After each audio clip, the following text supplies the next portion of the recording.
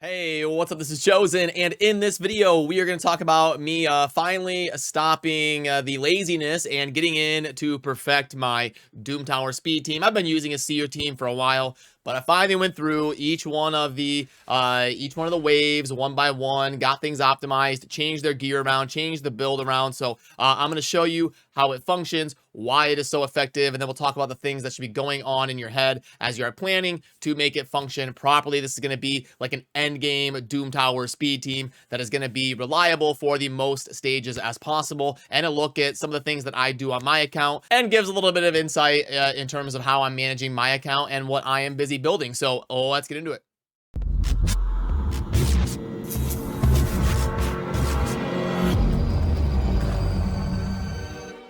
Alrighty, so first of all, I've done videos about this before. These Seer nuke teams have been around for years at this point, and there really isn't a whole lot new there. But what Plarium did do semi-recently is give us the ability to do custom AI on all three waves. And since they did that, I haven't really taken the time to go in and change gear and perfect things. But the general gist and the design, you can probably I could probably technically make a team that is a little bit faster on the easier stages to nuke down.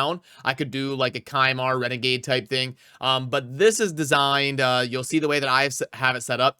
When things go awry, when maybe Lydia doesn't land the debuffs, we miss a defense down or something, and we don't blast through the team. This is more designed with like a safety net, so that maybe I'm AFK, I click play, I walk away to go do something. The team won't just flat out fail. I've got a chance to pull it back with the way that it is designed, and obviously Duchess and Warlord are two of the best legendaries in the game that kind of enable that. So now let me go ahead and pull up some footage so we can fast forward, rewind, go frame by frame if we need to, as we really break this down so you can fully understand when you're putting together an endgame team. So we'll waste a turn with Kymar, debuff, buff, and then Seer is going to use all of that to nuke. Now, since our Kymar went first, wasted his turn, he can reset, we debuff, we buff, and then we nuke. So we are perfectly through the first two waves. And then this is where, this is where the custom AI that I'll walk you through comes into play so that we can do things at a reasonable clip, even if things go awry. As you'll see here, I may lose a champion, honestly. But there's some manipulation you can do in terms of getting them to target the right champion. Right now, you can see Force Affinity champions are going to be going after the Kymar. It is the lowest HP Magic Affinity champion, so they're going there. And as long as we keep the Seer alive, we should be fine and able to nuke them down eventually. We get the revive from the Duchess onto our Kymar, and then it is just a matter of time until 1, 2, 3, and pop, the Seer ends the stage, and that is a pretty consistent run of what it's going to look like. You're going to be between like 45 seconds and 55 seconds typically when you're blasting through the runs, and even if something goes wrong, we should have the Duchess there to go ahead and pick things up, as she did with the Kymar after he had fallen over. So that is what the run looked like. Let's back it up to the start and go over it a little bit slower, and then I'll show you how to replicate this when you're putting your team together in the custom AI screen. So we want our Kymar to be the fastest champion because we want to be able to reset on stage or wave 2 before our debuffers and everything else goes. But we need Kymar to not obviously use his ability right here in the first wave. So some of this stuff used to really be a pain back in the day when you couldn't do custom AI. You'd have to really get creative with moving some parts around, and a lot of people would build slow Kymars just to have him go at the end. But now we want him to be built super fast. He wastes a turn, and then the next wave, he goes first before everybody else and resets everything. So right here, you're going to see Kymar waste a turn. We just have him do his A1, and then everything is normal. We get cooldown, cooldown, cooldown, cooldown. And then, because our Kymar is the fastest, we had manually set his turns on the first wave. Now, we do want him to reset right here. So you're going to see that happen, and now it's going to be the exact same thing. Debuff, buff, and then nuke, so everybody's spending their cooldowns. But then, right here, this is where the design of the team comes in. So you're either going to bog down on wave 2 or wave 3, depending how you set up your AI. Right here, for my team, this is where I'm going to bog down, because I do not have Kymar able to reset, and no one's going to have their cooldowns. So right here, it can be super tricky for me. But the way that I set it up to manage is we're going to get a little bit of CC coming down from the Kymar. So boom, we get the AoE sleep as long as it lands and as long as he has enough accuracy and all that.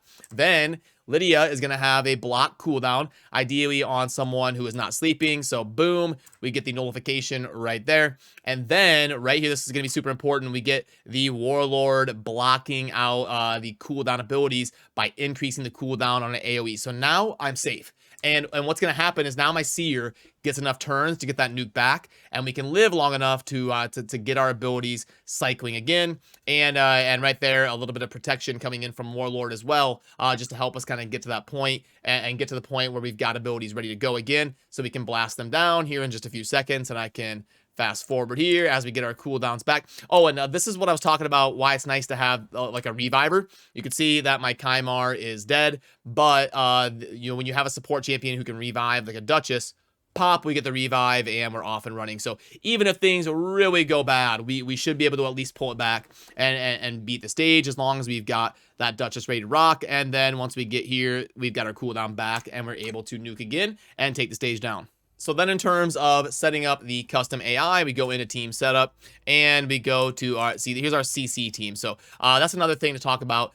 Most people will build a couple different Doom Tower teams. They'll build like an uber speed nuking team, and then they'll build, when you get, there's like usually 4 or 5 stages where you might get wrecked and not be able to do it with your speed team. And then you want to build a super slow team. Doesn't matter how long it takes. You just want to complete the stage and have enough CC and slow ability to tank everything and just take the stage down. But right now we're talking about the Doom speed team. So we pulled that up. Now, Duchess, a way you can do this is by setting opener and then lockout. So you can both use an ability the first turn and lock it out. And you'll see this with how I set up my Seer. I do want her to do the Karma Burn, which is her nuke ability, as the opener, but then I want her to lock it out. So if things get really weird, I'm AFK, I'm not watching, she will not waste that ability on wave 1 again after nuking it down 1 time. So what we want the rotation to be is our Prince Kymar is the fastest champion. So we want him to open with an A1,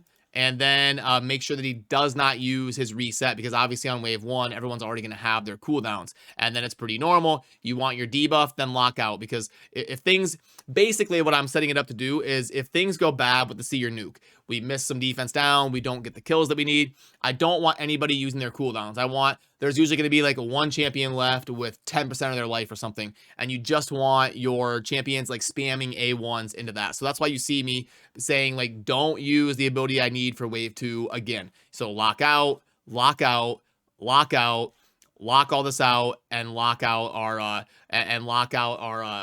our block cooldown, because I want to make sure that I have that for wave 3. So that's the general concept. But then wave 2, we do want our Kymar opening up with his reset, and it's going to be you know, some of the same. We lock it out with the A3 on the nullify. We should be good. So right here, I would tell my Seer, you know, well, I can't really set it up exactly the same, because it may not be her first turn that she has it if things get really weird. So I would like to set it up the same as the first one, but what I don't want to do is have my Warlord use his block cooldown on wave 2, so I make sure to save that.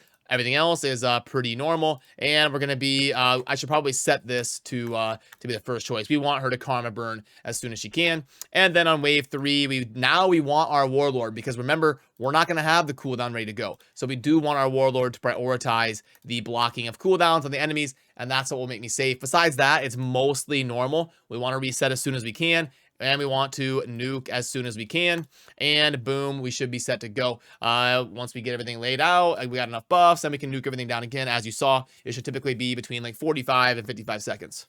So yeah, I hope you enjoyed seeing the Doom Tower team that I use on my account, and by all means, let me know down in the comment sections if there's anything else to try or anything that would be fun to play around with on my account in terms of changing things, and use it as an opportunity to discuss this type of stuff together. But this is the way of thinking I am going with currently in terms of trying to clear the Doom Tower as, you know, as fast and consistently as possible. And at some point we may dive into showing some different CC team options. And again, this is my endgame account. Don't feel bad if you don't have these champions, but you know, I try to do a good blend of like takeovers and beginner type content and development type content, and then the end game type stuff where it's what I'm doing specifically on my account. So there'll be all sorts of content in relation to other champions as well. But that will do it for me on this one. As always, thanks for watching. Have a good rest of your day.